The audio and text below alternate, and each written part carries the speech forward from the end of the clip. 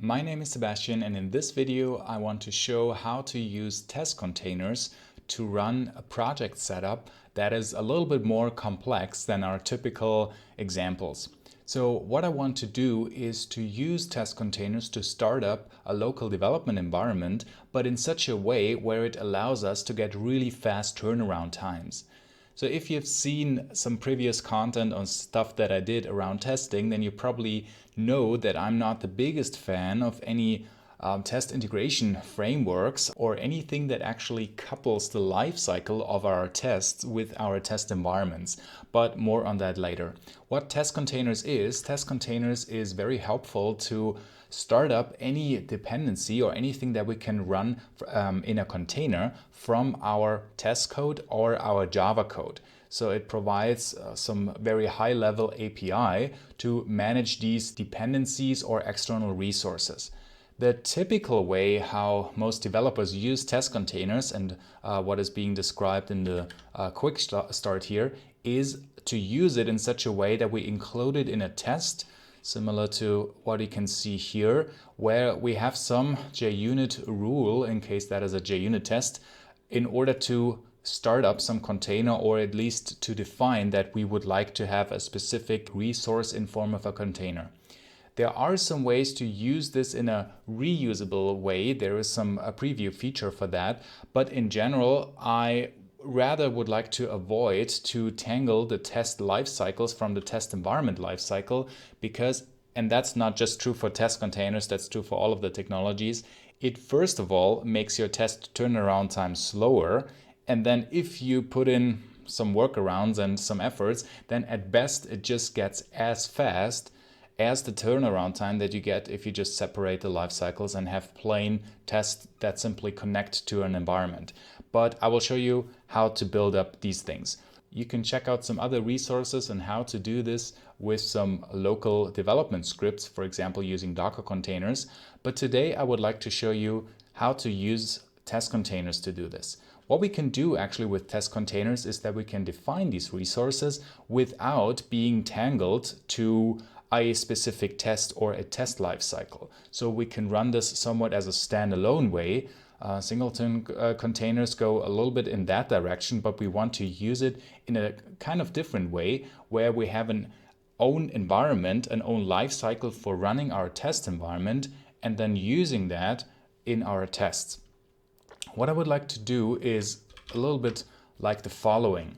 I have my example that is a little bit more than trivial, so at least I have 3 applications or 3 containers. My coffee shop application, that should be the actual application that I'm using, a barista that is connected with an asynchronous communication, and a database. So you could say I want to run this in 3 containers. And in previous content that you might have seen, I've done that. So typically I do something like Docker run, and I run 3 containers that typically are connected in a network, or I have some sort of lookup. So either I specify container names for which then the containers can communicate with each other, or I use localhost published ports, so ports that are somewhat fixed, that are then defined per container, that I can use to communicate with. So with test containers, it's a little bit different, or actually test containers encourages or forces us to avoid using fixed configuration or configuration that might collide if we run tests simultaneously, etc., which will actually be interesting for us how to do this. So what I want to do is I want to build up a similar example like this and then use it from a system test in my coffee shop example. So I have the code for you available, of course, so you can check out all these examples yourself. So this basically is a test that uses my applications without being tangled to some lifecycle. So all of that is plain JUnit in Java.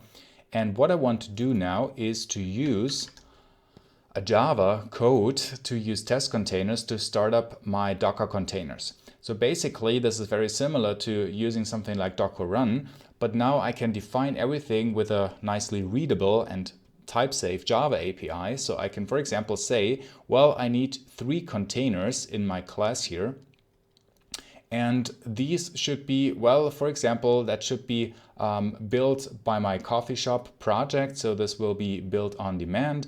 I have one container that is a Postgres database. I have one that is the barista, but actually as part of my system test that runs as a wire mock, as a mock server.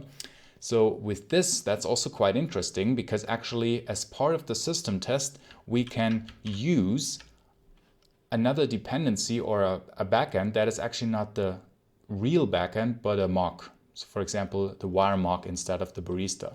That is quite interesting because then later on, we actually need to control and verify. Basically, we need to communicate with that mock as well from within our system test, which makes the whole thing a little bit more complicated because that forces us to know the port or the URL, etc. How to do this now? Basically, what we would like to do is to define these three containers, and with the Testcontainers API, that's quite nice to do. So basically we say, well, what do we want to have? We can specify either some image names or to build this from a Docker file, etc. For example, building up some wait strategies for when the container is ready. We can define a network alias, which is actually required. Why? Because the containers should communicate with each other, and then they need to know, well, how to communicate with each other. And in order to have a configuration that looks the same like we would later have in production. So for example, in production, we might have some container orchestration, we might use Kubernetes, and then use service names or a DNS lookup to access our services. And the same thing can be used if we use Docker or if we use a Testcontainers Docker network, if we define a new network here. With that, then the containers can interconnect each other, can connect to each other using these logical names. That's very helpful for us. So that's basically it. That's the example for the containers. And then what we can do, and that's quite cool, we can say, well, just please start everything. And this is actually a test here, just because I can run this as a JUnit test. I could also say that's a main method, that's fair enough. But as a unit test, it also can be executed easier via Maven. And then I basically look up what the ports are. Why? Because these ports will be mapped, and the port on localhost will be assigned for a random port.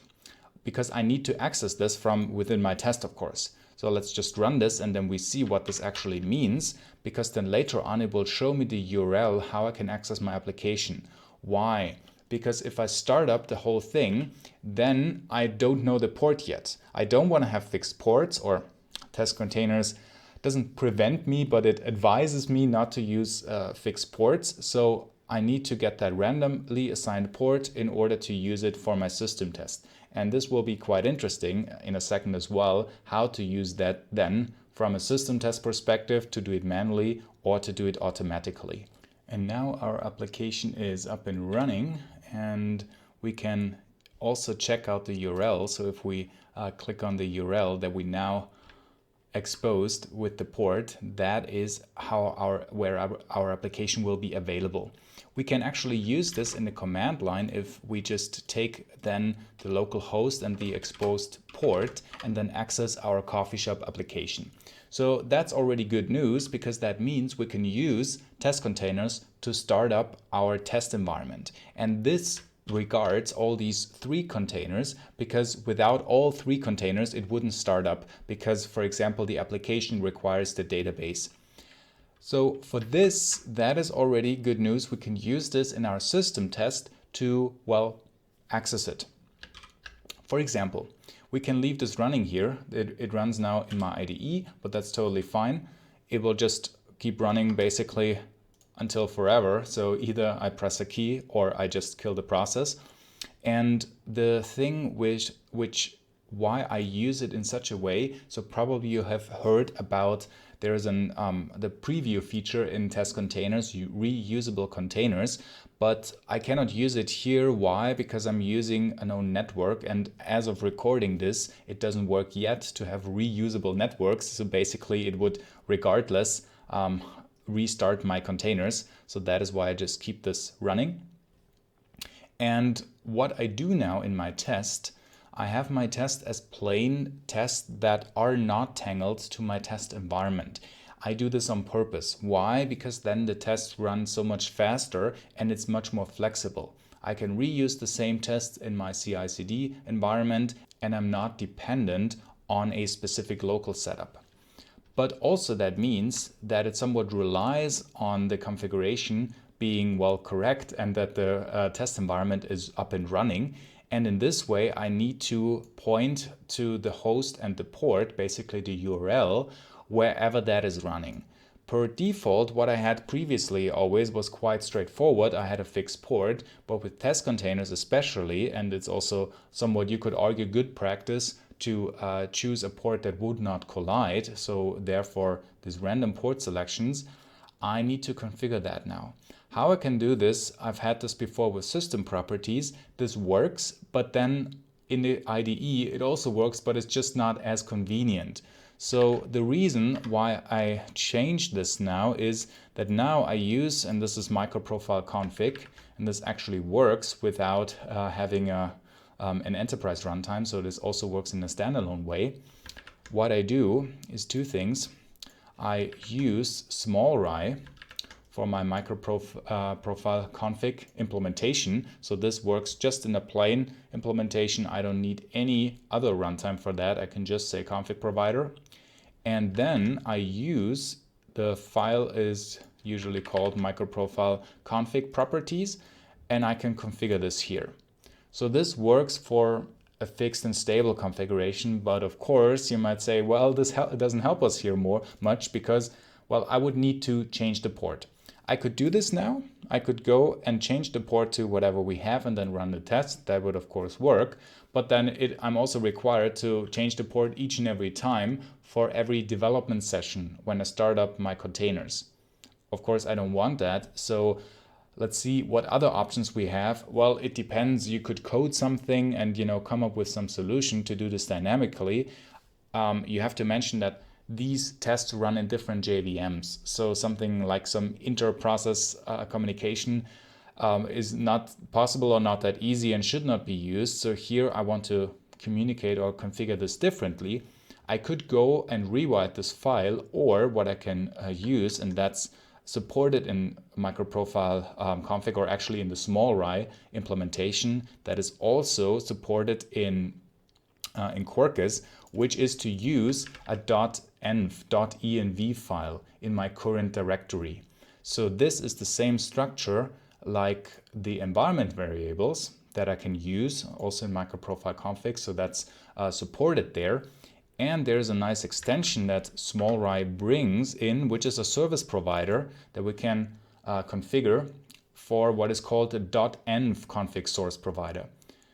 What it does, it gives us another config source for this .env file, which means we can simply use such a file in the base directory and then it will be taken. And this has a higher priority than the properties file. So this will override the config that we use.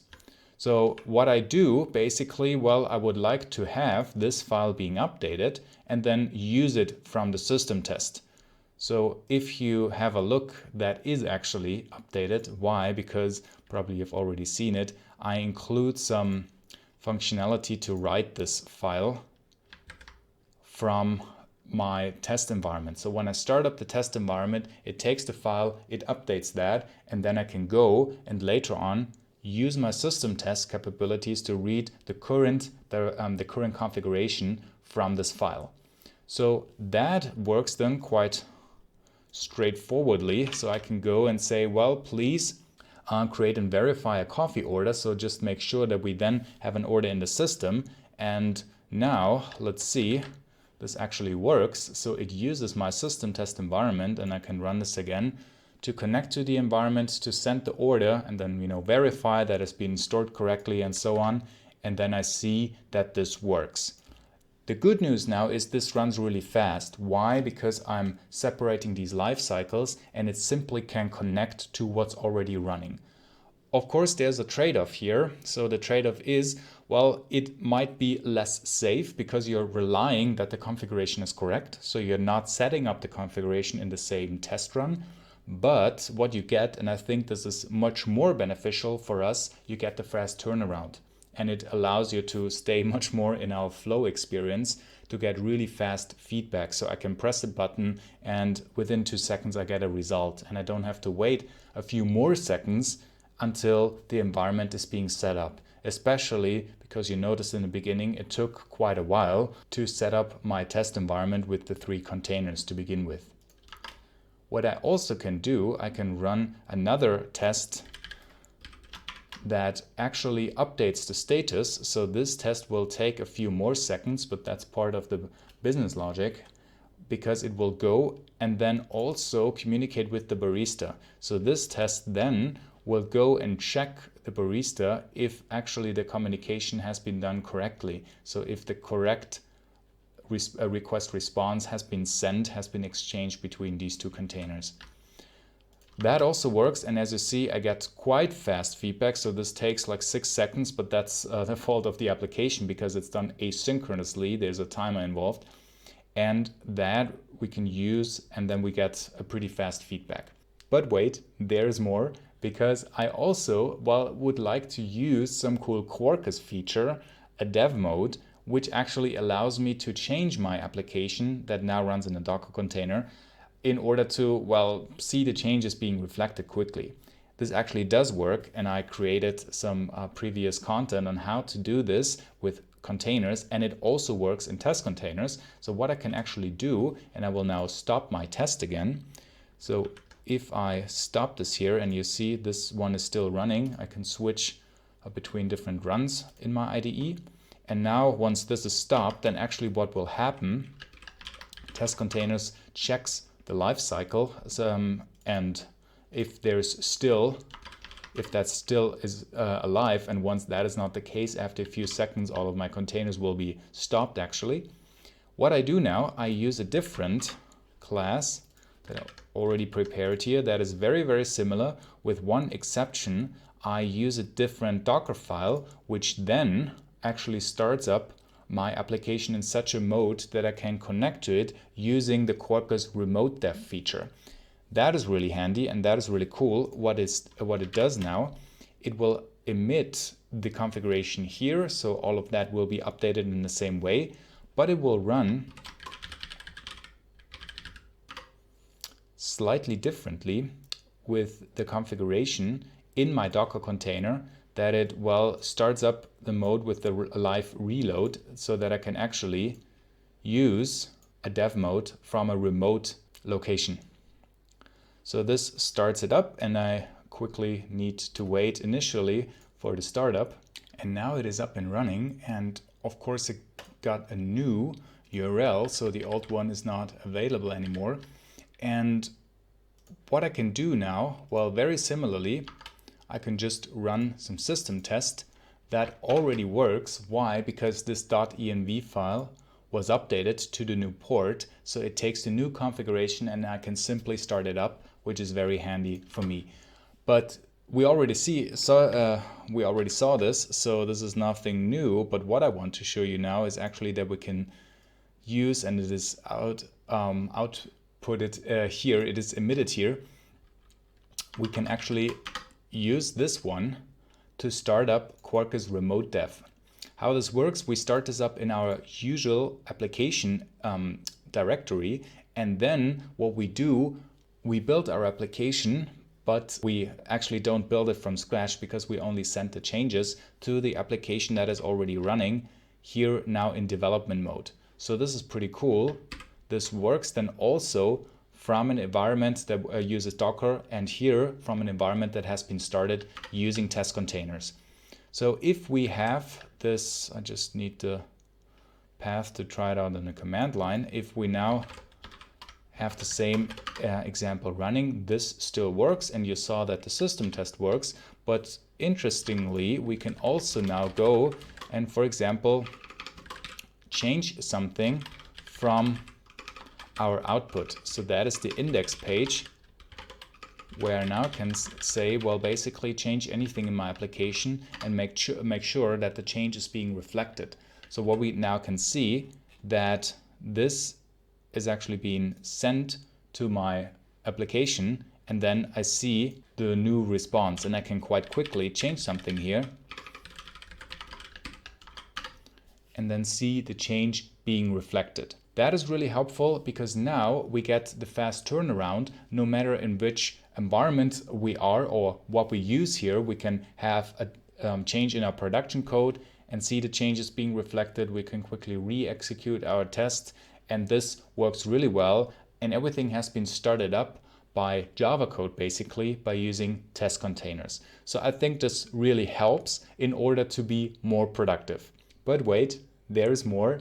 I have one more example what I would want to show you how to get more effective while running our system tests, because sometimes just starting the tests can take a few seconds. For example, if we take our test again and just execute it, depending on a setup in our IDE, you see that it just takes some init time until it actually is green. We can further have one more trick, and I showed this already in a previous video, how we can somewhat misuse Quarkus to run non-Quarkus projects. So this system test project actually doesn't use Quarkus itself, it's just a plain Java project where I mostly used JUnit, but I can say, well, please use the Quarkus development mode, although it's not a Quarkus project, and have a specific profile that I can activate with which I actually want to use the Quarkus Maven plugin just for the continuous testing feature where I quickly run tests. And then what I can do, I can quickly execute all of these tests in my system test project. What I need to do, first of all, I need to exclude some tests. Why? Because it would run my test containers test again, and also some other UI tests that I now don't want. So I can say that's -d Quarkus test exclude -pattern, and this uses a regex. So I can say anything that is my coffee shop, that's the name of this, or pipe, it was coffee shop dev, or anything that is actually a UI test. So the UI test is a Selenium or Selenite test that I actually don't want to run right now. Why? Because it takes a little bit longer. So I could then choose what I would like to test. And now what I can actually see that it very quickly runs all of my tests here. So it will now take a few more seconds. Why? Because there is still the one test that does this ping pong status updating, which is why I would like to disable this just for now. It will very quickly re-execute my tests. So you hear when I press a key, it just immediately gives me the test result, which is very cool because now I see the changes here in my system. So once I press a key, it will actually just create new orders here, and I see that this is being reflected very, very quickly. And I think such a setup really helps you in order to get more effective, to wait for your test environment once that is being the case for every development session. But while we are in this mode of writing code, while we are in front of our keyboard, we really need to get fast feedback. That's just crucial for a good developer experience. Now for some pros and cons of test containers. What I think about it, or what are my thoughts, I really like the approach that we here have a Java API available in which we can use in order to define our containers and just to specify everything that we have here. So as we have seen this in our examples. It also depends, well, what your environment looks like. So this is a little bit more complex setup than some projects might use already. So this uses some networking approach, and this is usually what we take into consideration. Other than that, if you prefer to have something like a Docker on a command line approach or Docker Compose, that is also very valid. So you probably know my opinion on these things. All of these approaches I think are valid, but I think it's very important to take into consideration that we want to separate these life cycles in order to get a fast feedback. And then how you start up the containers, I don't care that much, as long as our development, our coding time is not interrupted by these waiting times. If you're interested in this overall topic, there is actually a workshop in which we cover all of these things for effective testing for Quarkus application on October the 21st. You can check out my website to get more on that. And I hope this was helpful or fun to watch. If you like the content, I would really appreciate if you like the video. And thanks a lot for watching. Bye.